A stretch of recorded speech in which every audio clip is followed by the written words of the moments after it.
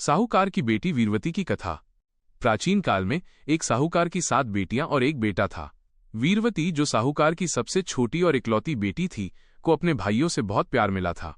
एक बार वीरवती ने अपनी भाभियों और मां के साथ करवा चौथ का व्रत रखा। उसने सूर्योदय से निर्जल व्रत शुरू किया, लेकिन दिन ढलते ढलते भूख और प्यास से वो बहुत कमजोर हो गई और लगभग मूर्छित होने लगी। अपनी प्यारी बहन की ये हालत उसके भाइयों से देखी नहीं गई। उन्होंने वीरवती का व्रत तोड़वाने के लिए एक छल करने की योजना बनाई। छल और श्राप।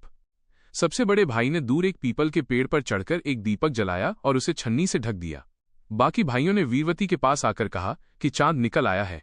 उन्होंने उसे छत पर ले जाकर दूर पेड़ पर जल रहे दीपक को दिखाकर कहा कि ये चांद है और उसे अर्घ्य देकर व्रत तोड़ लेना चाहिए। वीरवती ने अपने भाइयों के छल को न समझते हुए उस दीपक को ही चांद मानकर अर्घ्य दिया और अपना व्रत तोड़ लिया। व्रत तोड़ने के तुरंत बाद ही वीरवती को कई अपशकुन हुए।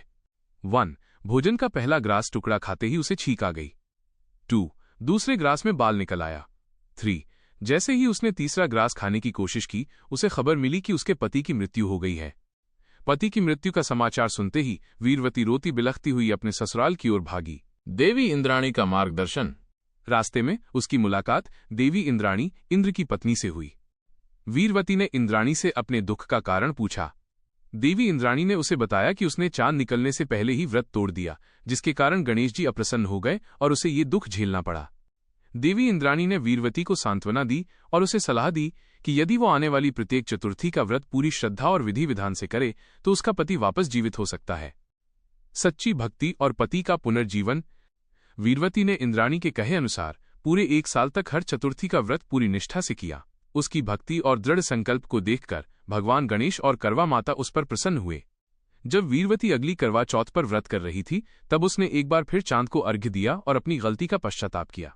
उसकी सच्ची तपस्या के प्रभाव से उसका पति पुनर्जीवित हो गया और उसे उसका सुहाग वापस मिल गया। इस कथा का सार यह है कि करवा चौथ का व्रत पूरी श्रद्धा और सही विधि विधान के साथ चांद के दर्शन और अर्घ्य के बाद ही खोलना चाहिए। छल कपट या अधूरा व्रत करने से उसका पूर्ण फल नहीं मिलता। ये कथा पत्नी के पतिव्रता धर्म और अटूट प्रेम को दर्शाती है, जिसकी शक्ति से वो अपने सुहाग की रक्षा कर पाई।